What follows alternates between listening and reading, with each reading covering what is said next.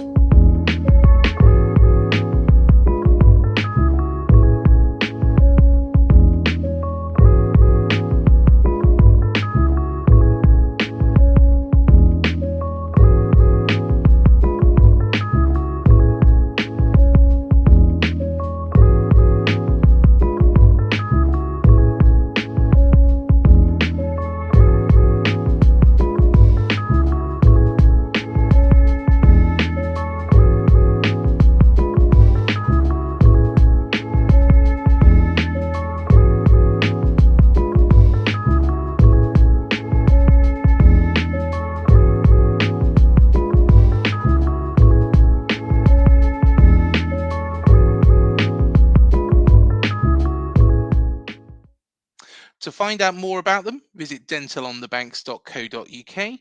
And we do have a new sponsor that's joined us as well, and that is Touchpoint Telecoms. So you can find them at touchpointtelecoms.co.uk for all your business telecoms needs. So I'll tell you what, there's no better place to start than Guess the Cherry, is there? No, let's start, shall we? Take it away, Matt. Take it away. Right, okay. This week's Guess the Cherry then. Born in France in 1977. Had a loan spell at Newcastle United. Is a FA Cup winner. He never had international recognition. He played 178 times for Manchester City and 174 times for Everton. Played 12 games for AFC Bournemouth. Has made over 400 appearances in the Premier League and holds the record for the most appearances by a foreign outfield player. Well, he did at the time when I created this, but he might not do now. But yeah, at one time he did. But yeah, so that's the clues for this week. I would say probably a very fairly easy one. But obviously, if you think you know, please pop it in the comments and all will be revealed at the end of the show. Definitely. I've got it already, but I'm not going to ruin the surprise. So, answers in the comments section. Don't look at the comments section until you've watched the whole thing, because then you'll just ruin it for yourself and you might just put the answer anyway. And yeah, play along with that as well. Let's see how many people get it right. But I tell you what, let's go on to last week, because it was pretty special. We've been having quite a lot of these special games, haven't we, Matt, recently? Yeah, I mean, you can just roll them off now, can't you? I mean, obviously Forest, Arsenal, Man United, Man City, Arsenal. I mean, and we go on. Yeah. A brilliant game, wasn't it? I mean, what can you say? It was just the perfect afternoon, wasn't it? Fantastic display from Atara. Fully deserved, obviously, as man of the match. You couldn't have given it to anybody else, really, could you? But real credit to the players, because obviously, with the injuries, Atara going into the centre, he doesn't look out of place at all, does he? No. He's putting an absolute shift in. Kluivert again, fantastic finish, wasn't it? Both centre backs, Dino and Zabanier, for their sort of tender ages that they are, they've formed that brilliant partnership. Okay, at times, Forest didn't look overly threatening, but when they did have opportunities, they were strong and kept a striker of Chris Wood's sort of strength and physique very quiet.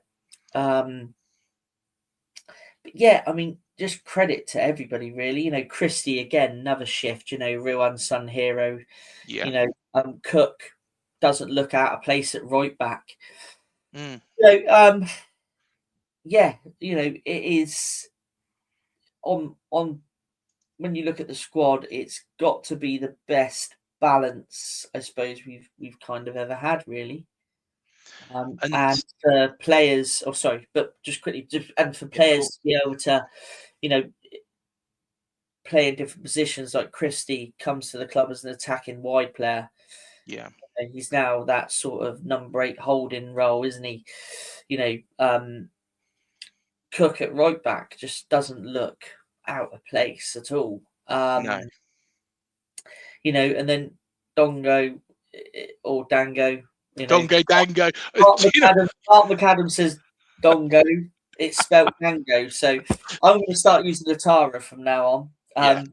But yeah, he's predominantly been known as more of a wide player, or he's played obviously as a wide player, for us most of the time here, and he's slotted into that forward line, and he doesn't look out of place. So whatever Iraola is doing and how he's doing it, and dealing with, you've got, I won't mention any names, but you got certain teams that crying their eyes out because they've got injury problems, and got a manager like Iraola, and I'm sure it's still difficult for Andoni. Don't get me wrong, but he's kind of like proving like, okay, we've got injuries, we've got 6 kids on the bench, but guess what? We're still pulling out results and playing great football. So yeah, just absolute credit to everybody. And that Forest game was, fantastic.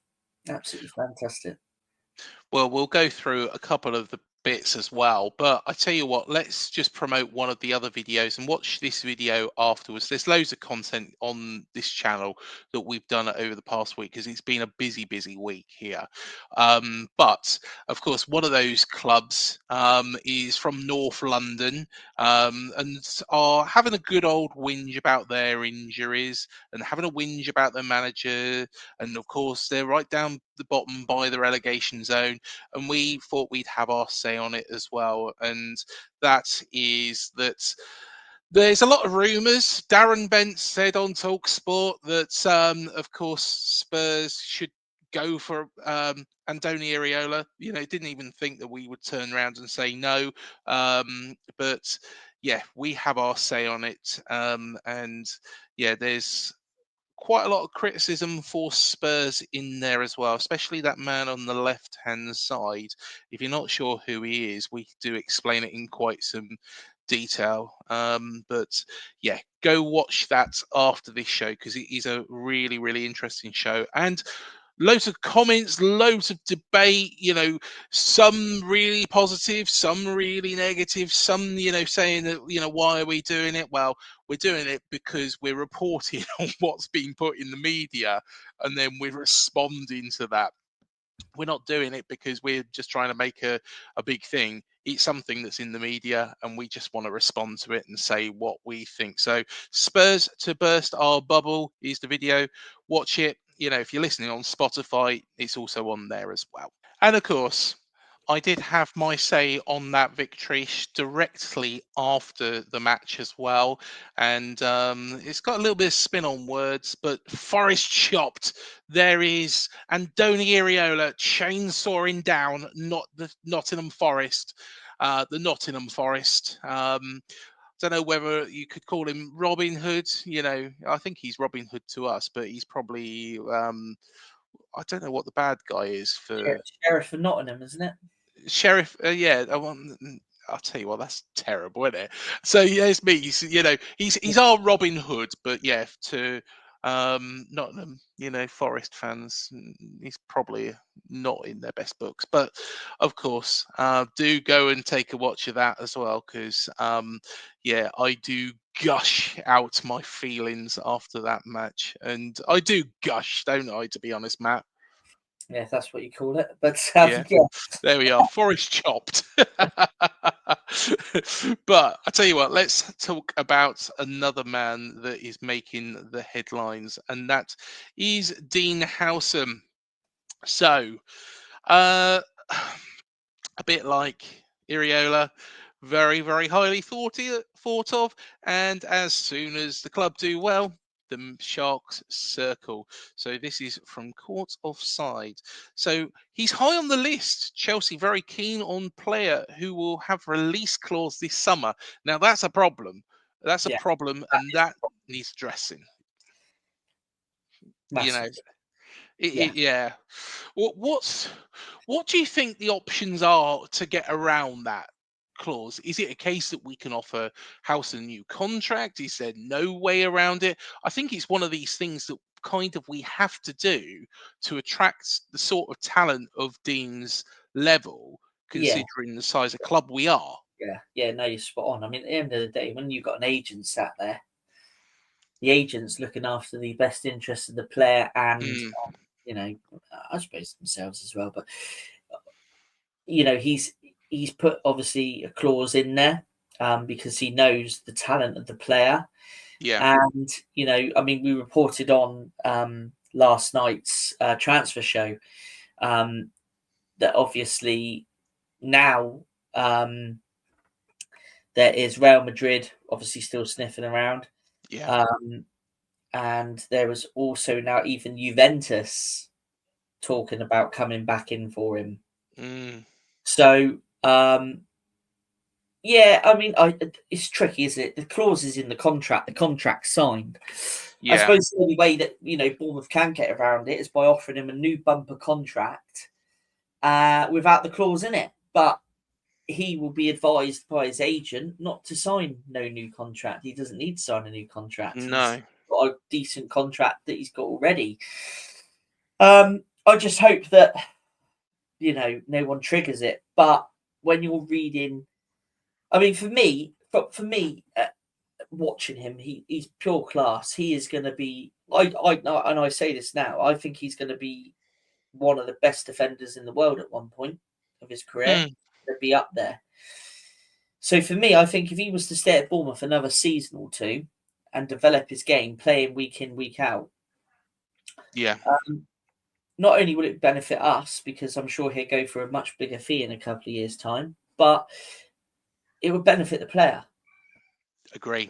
And I think he's in the right team to develop. He's with a good footballing manager, which his style of defending needs. Because not only can he put his body out on the line and be stood behind the keeper and clear one off the line, but he can also play out with the ball. And, our football was decent. So I think if he was to stay here, he'll only become a better player. But then again, people will be making the same argument if he signs for Real Madrid. So it's a tricky one, isn't it? It's a hard one to say. And once that clause is triggered, it's then down to the player. The club have no control. Yeah, this really does worry me. Now, we do have Senesi if it does happen. We still got Zabania. I know he's highly wanted. Last night on the transfer show Newcastle are sniffing around him. So he's got his admirers as well, and it just proves how well the team are doing. But as individuals, also proves how well they're playing, doesn't it? Well, exactly. And this has probably got legs because it is by Fabrizio Romano. If anybody doesn't know who he is, you've probably been living under a rock. He does get a lot of things right. And he is, I think, a little bit of a go-to person for, the Sky and BBC and all those media outlets. But, like I say, nothing's done until it's done, and I think it's not going to be in this window, which is a massive relief. Let's see where this season takes us. But I'll just read the Court Offside article, especially for people that are listening on Spotify. So the 19-year-old looks like a huge prospect and has shone for Bournemouth this season. So it's not too surprising to see that someone like Chelsea are now really keen on him. The Blues are known for bringing in the best young players from all around the world, and Huijsen seems like a good option as he's already proven himself in the Premier League. Chelsea could do with strengthening at the back after some unconvincing form from the likes of Axel Desai and Benoit Badiashile, while there might also be room for upgrades on others like Levi Colwill, Tosin Adebayo, and injury-prone Wesley Fofana. Yeah, there's a few names there that, I think he's already a better player than, to be honest. But he is, yeah. You carry on. Yeah, so Huijsen has been a key part of this informed Bournemouth side, so perhaps he won't be in a hurry to leave, though, of course, it's hard to say no when a name like Chelsea come along. The fact that Huijsen will have a release clause in the summer will surely make him very tempting for Chelsea and other big clubs, with Romano also mentioning Bayern Munich as potential suitors for the Spain under-21 international. There's also been speculation about Manchester United eyeing Huijsen. They must be in a cloud cuckoo land with Spurs, to be honest, if they think that they're getting him recently, as per Tota Matakaweb. I don't know where that is, but yeah, there we go. Though they haven't been mentioned by Romano in his ex-post above. So yeah, Man United, I don't think it's going to happen for. But I am worried about the other teams. Bournemouth might have to get used to stories like this, as their excellent performance will surely lead to other star names being eyed by bigger clubs in the weeks and months ahead. As well as that, Cherries manager Andoni Iraola is also surely someone who's going to be on the list of some of the Europe's giants after the superb job he's done. And sorry, Spurs, that's not you. You're not a European giant. So yeah, just my view on this. I completely agree with you. Howson should stay at Bournemouth. The reason being is mainly because he's playing under a coach and a manager who A, he trusts, B, is getting more and more out of him, has brought him on and progressed him significantly as well. I personally think Chelsea, with all their, financial power and might, yet you can understand why they are linked. But they have signed a lot of young players, but there is a lot of players that are going missing there as well. And what I mean is they bring in these players and they just don't see game time, or their game time's very limited. And that is the reason why Dean Huijsen was reported as being unhappy at Bournemouth a little bit earlier on the season. My biggest concern is the German club there, Bayern Munich, or if a club like Real Madrid comes in. And I'm going to be honest with you, Matt, I think he has that quality that he could play for Real Madrid. Maybe not straight away. It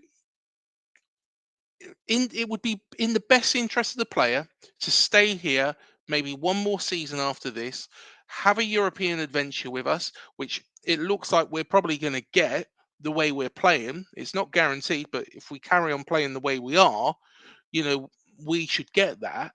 And then, A, it's going to make us more money. B, it's going to be better for the player because he might not need to. If he really shines in a European competition, and so be it, against one of those teams, it doesn't have to be against Real Madrid or Bayern Munich.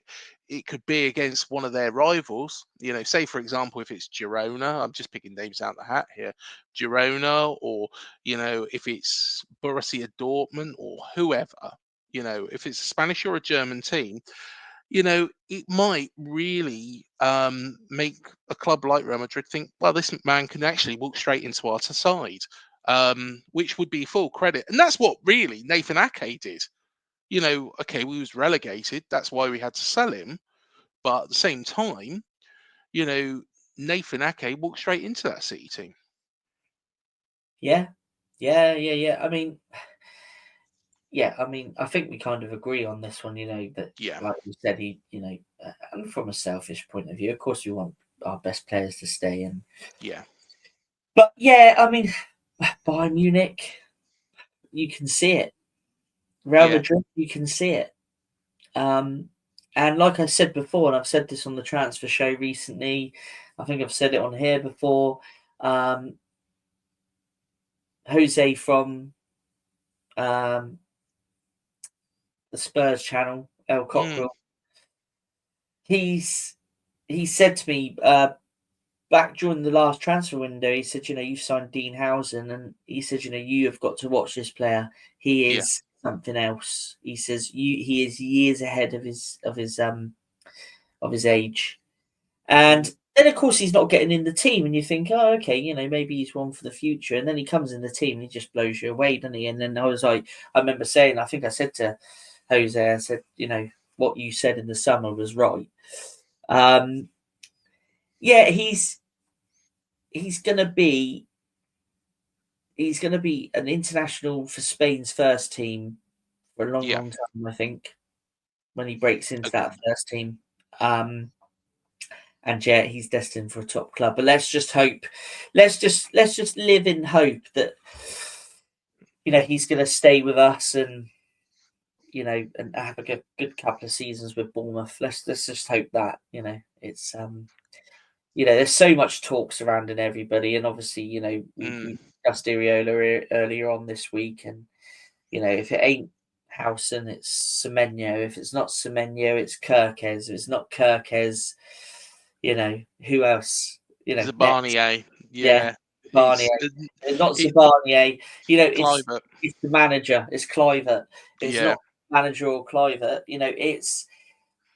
It's just going to be and like I say, I've always been one of these that I'd never really read too much into it unless it's a reliable source like Fabio there, or you see, unless it's on maybe Sky or something like that. But until the shirt's in his hand in the players, I'm kind of very like, it's looking promising, but are we going to sign him? Let's wait until the shirt's in his hand. So that's the way I see it with the with all the transfer talk about the outgoings as well. So yeah, completely agree. And hopefully, touch wood, Dean Huijsen won't be going anywhere, both now or in the summer. It won't be now. But the summer is a different kettle of fish. But I can guarantee you, it's not going to be to Manchester United. And actually, I don't know. I don't think he'd go back to Juventus, to be perfectly honest. But I might be wrong. Big club with a big history, but I'm always one of these that probably sometimes you shouldn't go back. But let's see, time will tell. But hopefully we won't be discussing too much about it, because hopefully they'll all forget about him. Yes.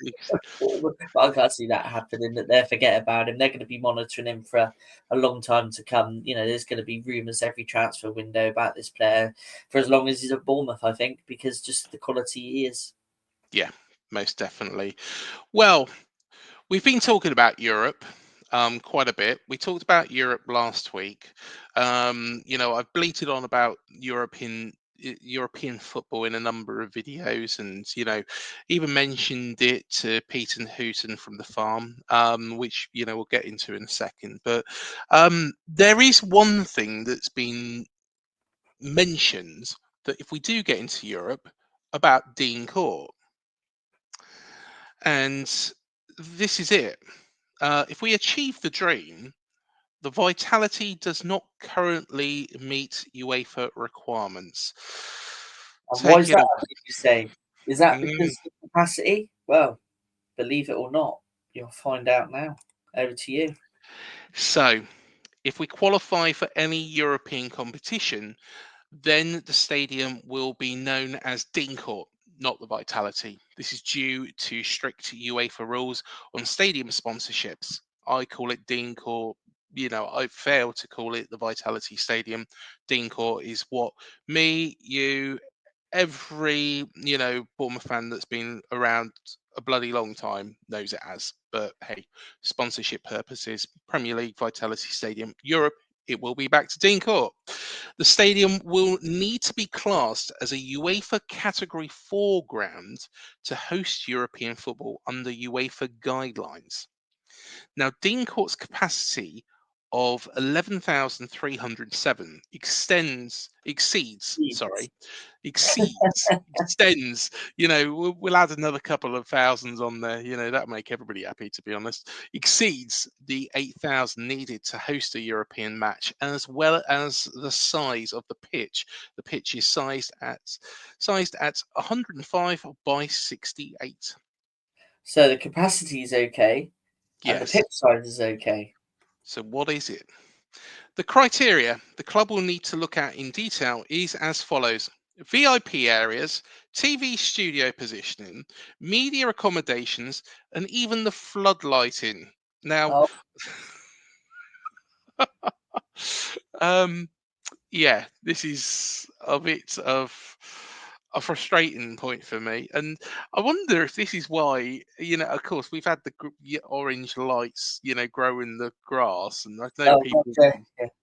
Yeah, I know people have been moaning, thinking something from outer space is turning up, but it's not that. It's actually growing the grass whilst during the winter. But it's it might be even more complaints if the floodlighting needs to be improved. Which, to be honest, I think it does a good job at the moment anyway. But Not according to UEFA. no. Well, what do you make of this? All these, Matt? For me, this is bloody frustrating. It's just part of the parcel, unfortunately, isn't it? It's part of the corporate standards of UEFA, isn't it? You've got to have a certain amount of VIP, which I believe, as we continue on through this, I believe Yeah. an additional 1,500 VIP, corporate and media seats that will need to be made available. So that obviously comes off the support. But yeah, unfortunately, if we do, qualify for this new promised land, because obviously, the Premier League, well, the Championship, then the Premier League was the promised land, and now for us, UEFA is the promised land. It's part of the parcel. There's not a lot you can do about it. No. So, Dean Court will be assessed by UEFA as it hosts Premier League games. It may not need any upgrading to fully comply with the criteria set by UEFA. But as it is, the club will have a busy summer speaking with UEFA to meet the standards required to bring the big European sides to the South Coast. If Iraola's boys continue their great run, there'll be a lot of communication with UEFA's governing body to get the ball rolling. There is a list of infrastructure regulations set out by UEFA, which goes into a lot of detail, from how many flagpoles are required at the stadium to the need of 1,500 VIP seats, which works out as 13% of Dean Court's capacity. Oh, dear, oh dear. So where do the Cherries play if Bournemouth do not meet the criteria? The only logistical answer is to travel 27 miles down the road to St Marys, home of the Scummers. St Marys is classed as a Category 4 stadium after hosting the Europa League. As the biggest ground in the southeast of England, we're in the southwest, come on. Though, and almost 3 times the size of the Vitality, Bournemouth may be hesitant to head to a venue that they may struggle to fill. Well, I don't know about that. No, I think we will fill it. I'll be there, but I'll probably take a plastic bag so I don't have to sit on their shitty seats. They're aiming to double their own capacity in 2 years, so tripling it in mere months could be a stretch. Yeah, it could be actually when you think about it's tripling it. Yeah, but the thing is this is going to attract a lot more fans. Now True. That is true. There was other options, and Talksport did a bit on this as well. Jim White and Simon Jordan were talking about it, and the first ground they named was St Marys. Okay, I don't particularly want to go there, but if push comes to shove and we have to do it to play in Europe at all, or the other option is that we don't play in Europe, we'll have to begrudgingly go down to a championship ground, a championship stadium in St Marys. The other options were even funnier, to be honest. Yes, that place as well. Not that any other any of the other alternatives are particularly closer. The Madejski Stadium in Reading is an hour and a half away. Ashton Gate in Bristol, 2 hours away, whilst Portsmouth's Fratton Park is 55 minutes by car. It means driving through Southampton to reach it. So of course, Talksport echoed these 3 clubs as well: Bristol City, Reading, and Portsmouth. I'm going to rule, I think, one of these out straight away. Why the bloody hell would you go to Reading when it's an hour and a half away? That's just. Yeah, but why would you go to Ashton Gate when it's 2 hours away? I think you've ruled 2 straight out there.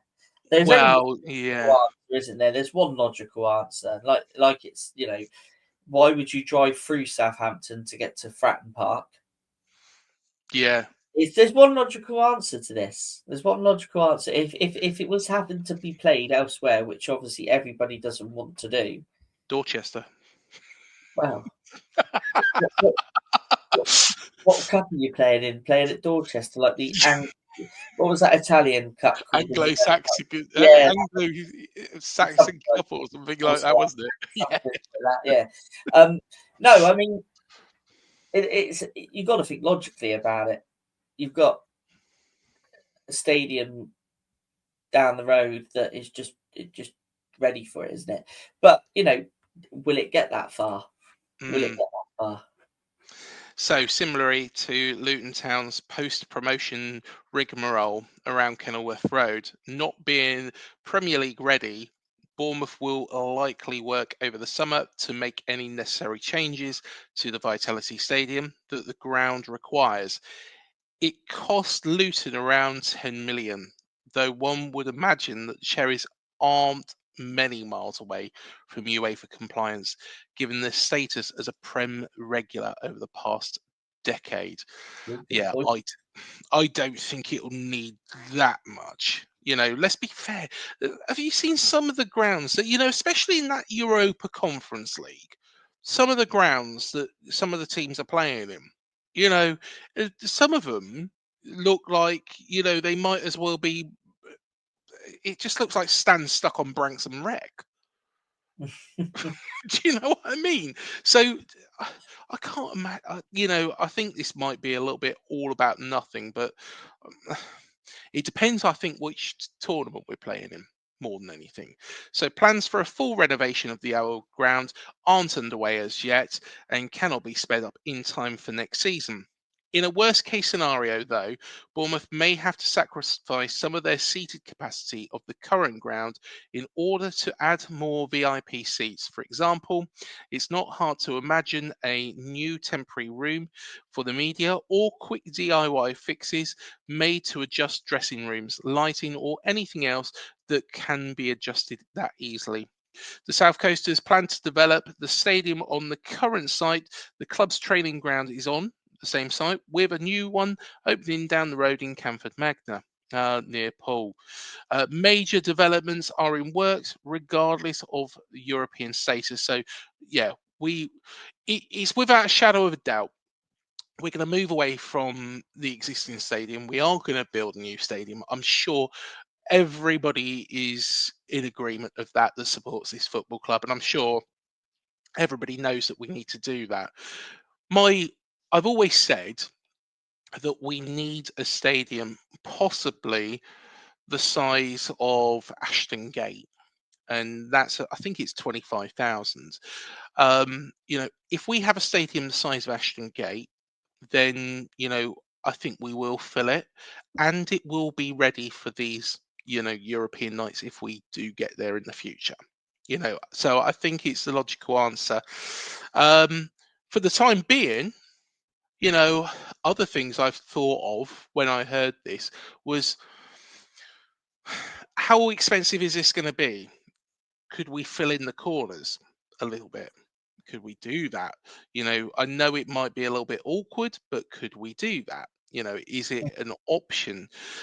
Another option, is with regards to the Ted McDougall stand. It is a temporary stand. Is there anything we can do on that? We don't want to spend loads of money on the existing Dean Court, to actually then rip it all down a couple of years later. Yeah, I think. Well, I think it'll be all right. I think it'll be all right. I think they'll find a solution. We know early enough about it. Bill Foley knows early enough about it, and he'll want these games to be held at home, won't he? Yeah, of course. And I mean, at the end of the day, I think it's a case of like it will be, and it wouldn't surprise me if they're already looking into it and already planning it.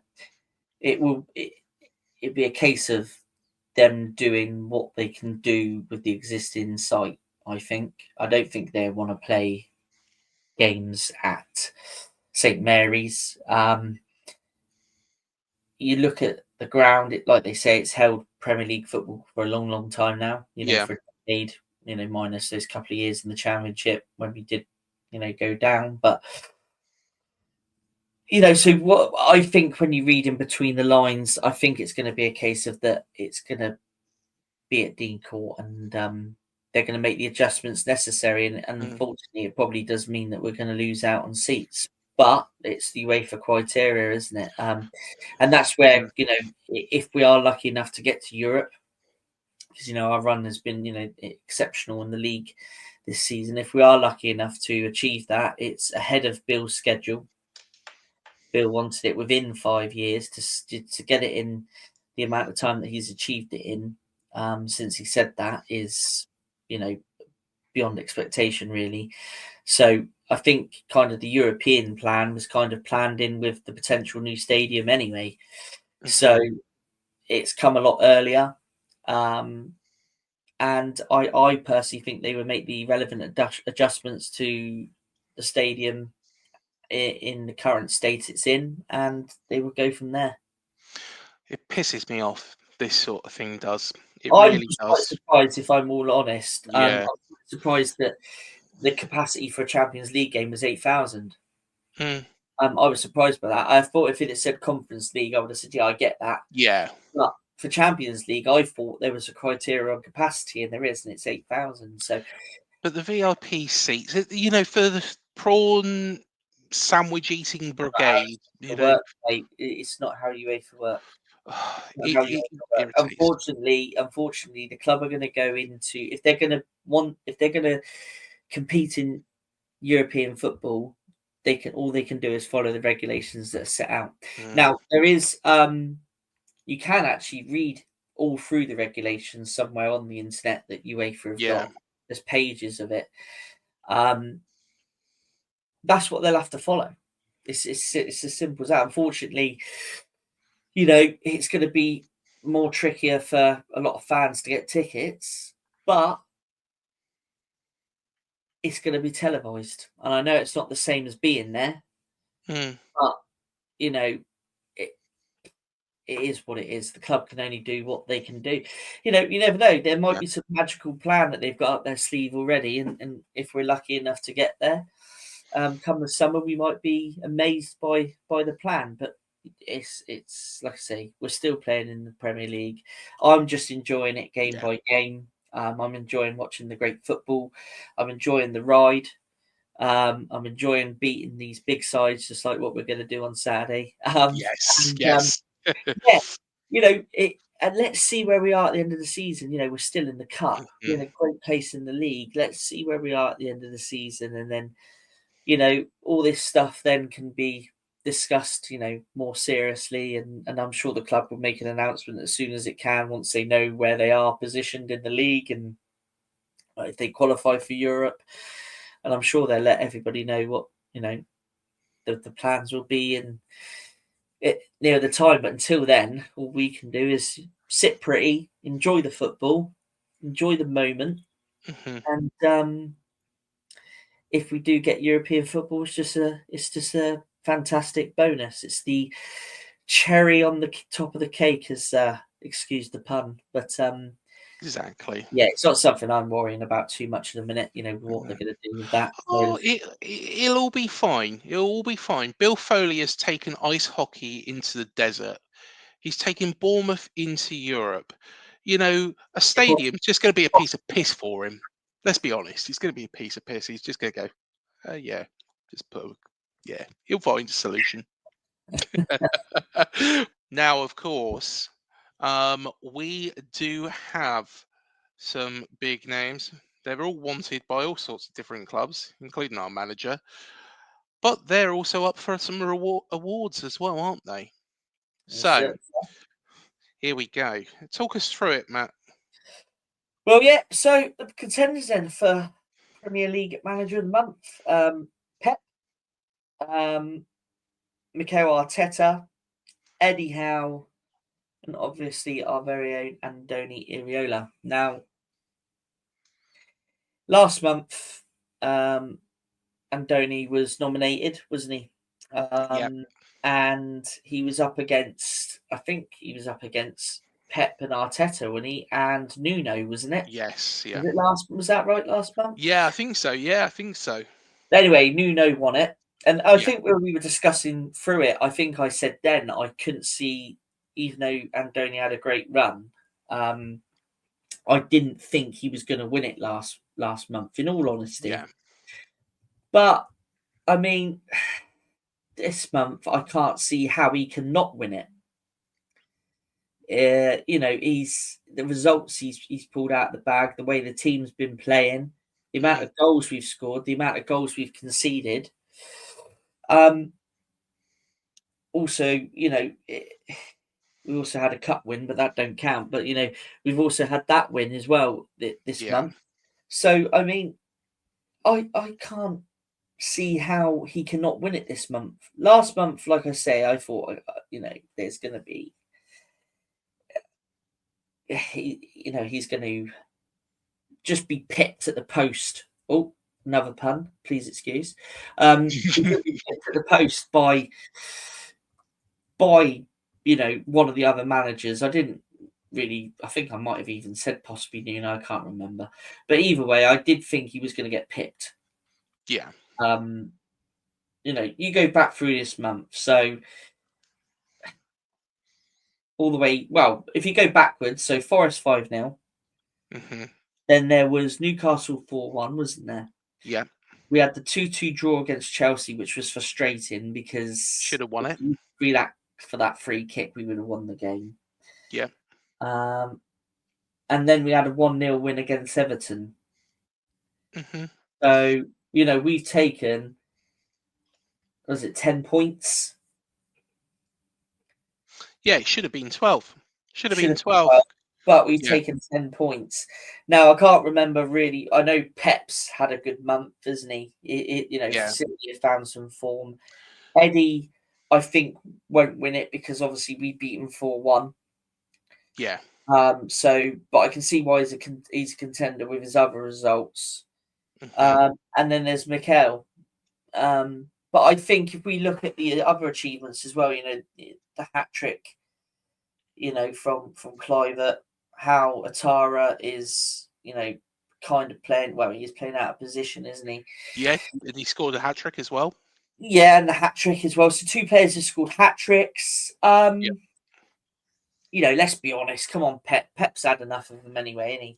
Well, Pep, I've got to be honest. Pep, it annoys me that he's on there because I think there's other managers that have had a lot better run, and City, with the amount of money they've spent, is it a case that they've been terrible for so long, and just because they've started to pick up a little bit, that he's been nominated? There's no way Pep can take it over Iraola. No way at all. Well, when you look at their results, you look back. So, what was it? January. I think the first couple of days in January, they beat West Ham, didn't they? 4-1, I think it was. Yeah. They had a draw at Brentford. They then hammered Ipswich 6-0. Yeah. And then they convincingly beat Chelsea 3-1. Yeah. So, again, they've got 10 points. Yeah, but I personally... So when you look at it... But I agree with what you're saying. When you look at it, I still think Andoni pips Pep to it. I really 100%, do. 100%. 110%. And I don't think, I don't think Arsenal have been that great. So I don't think Mikel deserves it. Eddie, Eddie's done very, very well, actually, to turn Newcastle around. They were looking a bit, I think they looked quite fatigued at one point. He's picked them up, turned them around. But there is, of course, that 4-1 win for us, isn't there? Yeah, but you see Mikel Arteta, beginning of the year, first game of January, they had a draw at Brighton. They then won the derby 2-1. That's not hard. They then had a draw at Villa. And then a 1-0 win against Wolves. So that, for me, straight away rules him out. Completely agree. Because, I mean... One that manager's beaten another manager in that form. Yeah. So, I mean, like Newcastle, I think they've hit a bit of form. Yeah. In Newcastle. But when you look at Newcastle, if you go back to the beginning of the year, they beat Tottenham. God, there's a running theme here. They beat Tottenham, and then they beat Wolves. They got hammered by us, but then obviously convincingly beat Southampton. So for me, hands down, when you go back through the results, okay, City got 10 points, Bournemouth got 10 points. We've had the tougher games. Andoni wins it all day for me. Yeah, and I'm not 100%. just saying that from a Bournemouth fan. I mean, if I was to break down this, and it, I don't know, didn't have had a different manager, say in Andoni's place, I might be saying, well, actually, look, hands down here, Pep wins it because he's got the most points. Or I just think with the football we've played, the coverage in the press we've had about how he's doing such a great job. The way we took Newcastle apart at St James's, the way we picked Forest apart at home, for me, wins it hands down. Yeah, agree. 100%. 100%. So that's one thing. So for Bournemouth, then it's manager of the month. Yeah, 100. I can't see any. We'll have a load of Arsenal fans whinging on here in a minute and turning around. Oh no, Arteta should get no. Bugger off. That's the gaffers. Should we look at the players? Yes. Yeah. Let's have a look at the players. Yeah. So the nominees for the player of the month then. Foden, Man City, great player. Love Foden. Yeah. When he's on form, he's great. Gakpo, another player that impresses me. Was really impressed with him in the Euros, and I think he's taken his form from the Euros into this season with Liverpool. Yeah. Of course, our top man there, Kluivert. Exceptional season he's having. Okay, I know he's a good penalty taker, but he's really starting to. I think he's really starting to find his form, like his top form, and he's being consistent with his top form. So, yeah, brilliant to see, and definitely should be a nominee for this month. Definitely. Yeah. Isaac Newcastle, yeah, again, I mean, done very well. Anthony, a great month, and I'm sure Newcastle are fed up about hearing transfer rumours about him as we are about half our squad. But Dean Huijsen, yeah, again, it's great to see a defender in here because obviously, as you'll notice at the minute, it's all been attackers. Yeah, exactly. So it proves, massive credit to Dino here for, being, not amongst the attack every week and scoring goals every week, but it just proves that his solid performance at the back has paid dividends. I mean, I think it's great that he's been nominated. If he was to win this, wow, that just proves how quality he is. We got that man there from Brentford. Please pronounce Mbeumo. That's it. I like him. I think he's probably going to leave Brentford. I think he's done a great turn for Brentford, but I think when one of those big boys come knocking, I think he may go. But he's still never forgiven. Still never forgiven what he did with Chris Mefford. To be honest, it was Mepps' fault. To be fair, when he dragged him down in the playoffs, but. Yeah, you don't as a defender, and when you're ahead in the game, you don't, and especially within that minute of the game, you don't bring a player down. But that's all in the past. That's all in the past. Mateta at Palace, a player that, for me, I think I like him. I like him, and I think he's one of those players that you bring off the bench, and he, for me, it'd be kind of like one of those sort of weapons on the bench that. You're going on in a minute, suddenly going to change the game. So that's the contenders. But I have personally voted for somebody. Drum roll, please. And the person I voted for is obviously Justin Kluivert. How can you not? I mean, like I said, he's hit his top form this season. I think last season I thought he was great. He's been a favourite of mine since I first saw him play, to be honest. Yeah. Last season I thought he kind of he wasn't as consistent with his form as he has been this season, and I think to score 2 hat-tricks in a season is impressive for for any player. So, for someone that plays wide and in behind the front man, fantastic achievement. And, he was player of the match as well against Newcastle. Did something his dad never did. Yeah, I mean, his dad only ever scored once at St James's Park. So for him to go there and bang 3 in, and I think his dad only ever scored 11 Premier League goals. I think Yeah. 10 of his goals come away from home for Newcastle. So, but then in fairness, his dad was in the twilight of his career at the time. Yeah, there is So, that. Yeah. But I mean, it's a great thing to turn around and say, "Dad, I scored more goals at your home ground than you did." But yeah, who else can you give it to? Let's be honest. Who else could you give it to? Yeah, exactly. I think he's absolutely brilliant player. Like we say, I think that's a brilliant story. I'd love to actually be a fly on the wall in the Kluivert household when Justin turns around and says, "Dad, I I went to St James's Park and scored a hat trick that day. I scored more than you ever did, and I wasn't even wearing black and white." Yeah, yeah. Well, not red and black, but yeah. Yeah.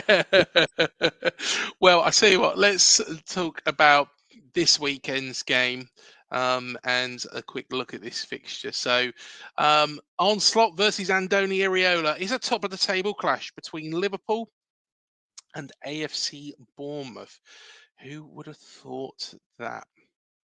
So, go on, talk us through these statistics, these last 11 matches, because they're quite surprising.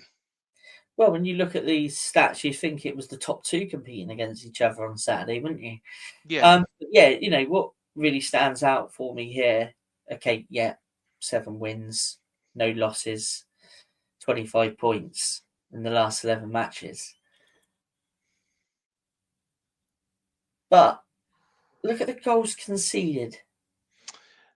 And that for me shows, even though we've improved massively and our football gets better and better, week in, week out, we're scoring goals freely. yeah, I think that's a real sign of how we've come, how far we have come by, having less goals conceded in the last 11 games than Liverpool. Just proves that I think this game on Saturday is going to be pretty open.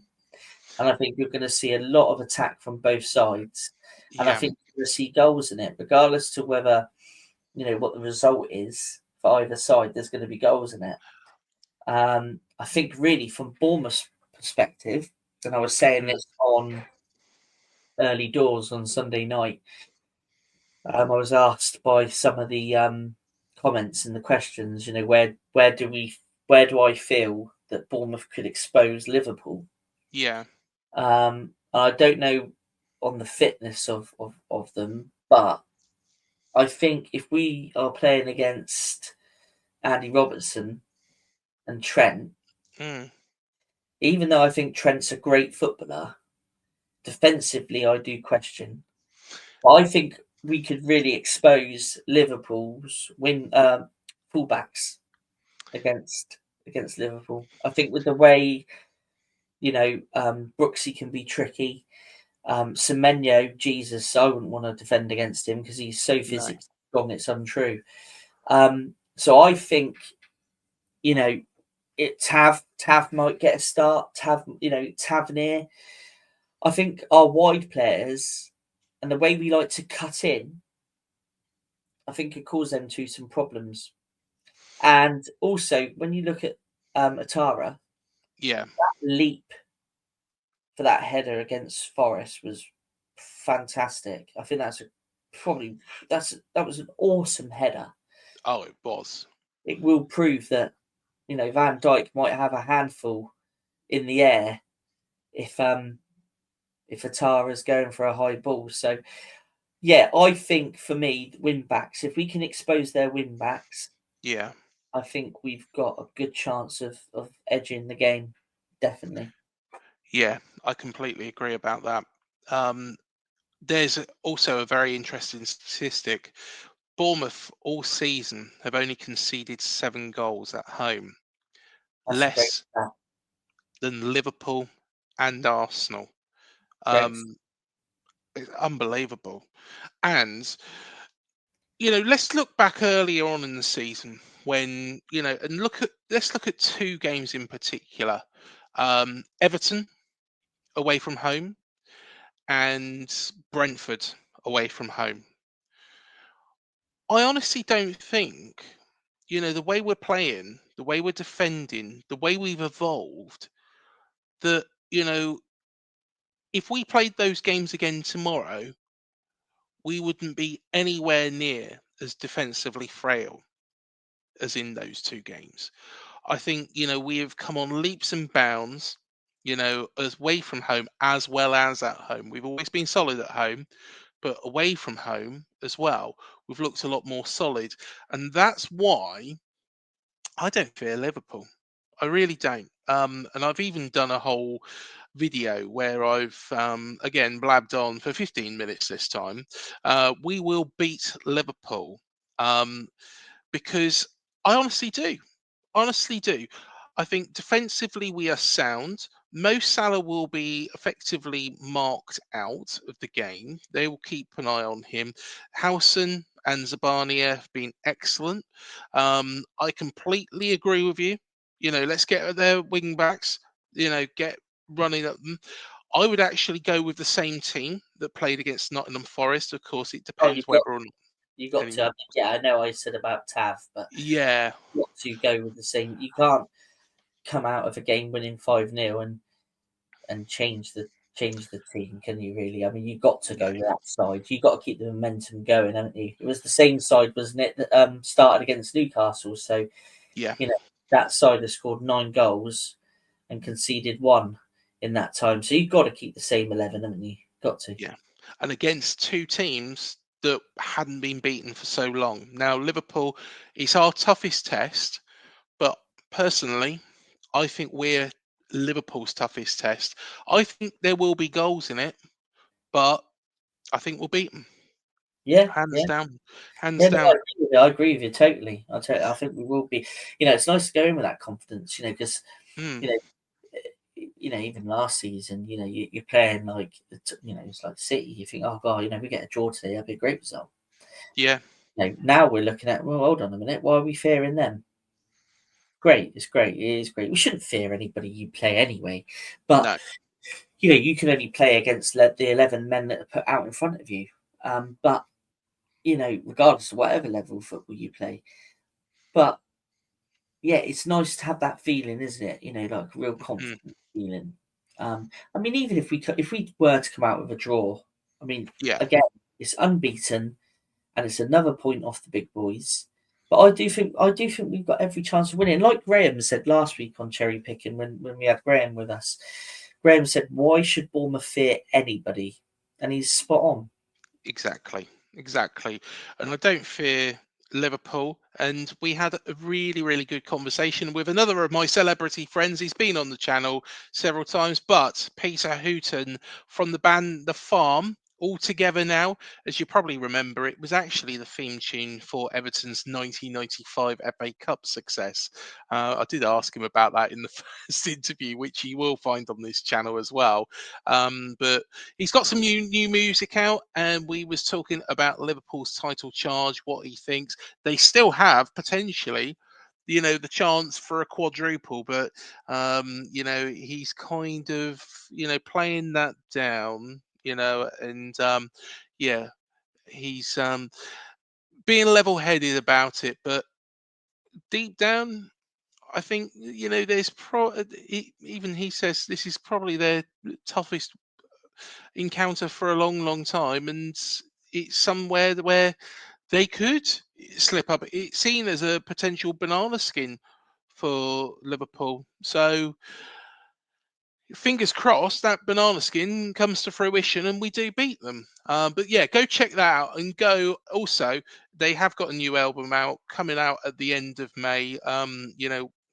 We was talking about trying to get it down, the band down to Bournemouth as well. So yeah, and if you are a whippersnapper, an 18-year-old, who've never heard of The Farm, go and listen to them, because I tell you what, Spartacus is some bloody album. It's brilliant.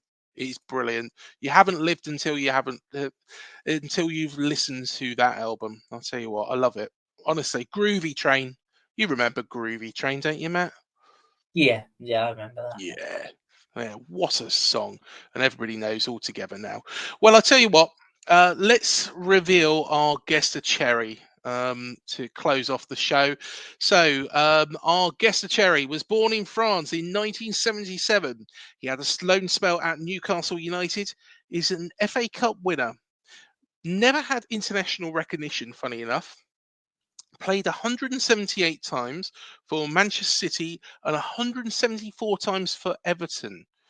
He played 12 games for AFC Bournemouth and has made over 400 appearances in the Premier League and holds the record for the most appearances by a foreign outfield player. I think that's until the start of this season, but I'm pretty sure he still holds it because he was pretty much ever present in the Premier League. Who is he? Matt, take it away. I know who he is. Sylvain Distin. Sylvain Distin. And there he is playing against his old team as well, in Everton. And he was, for the 12 games he did play for us, he was very, very solid. He was always a solid defender. I think when we did come up to the Premier League that first season, we needed somebody who's just that little bit of experience. I know we look at, Steve Cook and the players in the defence that served us so well, but I think that adaptation to the Premier League, Sylvain just bought us a little bit of time on that, and really highly rated and highly thought of wherever he's been. I know he's still local. He is, yeah. He's still local. Trains in the gym with a friend of mine, and she was training in the gym. No clue who he was. And then she clicked one day, and she said, "Oh, I do gym sessions with him." So, it's still local. I've never had the pleasure of meeting the guy, but I know a couple of people that have met him and like to go gym with him, and that, and say he's a lovely guy. So, yeah. Oh, he is so down to earth, so lovely. I'm 6 foot, and to be honest, he's a bit of a tower. He's a big guy. He's a big bloke, and quite broad as well. But great defender, highly thought of at Manchester City and Everton as well. To be honest, he would have been the perfect man for Sean Dyche, wouldn't he? He could have kept him out all day long, but he'd have had a lot to do because he just had Everton would have just sat back as they were. But we got them coming up in a week. We'll no doubt discuss that. But like I say, hit likes, hit subscribe, hit the bell. If you want your teeth done, go to Dental on the Banks. If you want a business telephone system, go to Touchpoint Telecoms. But stay with Up the Cherries in all departments. Like I say, you can join as a member as well. And we'll see you in the next one. Thank you again for joining us.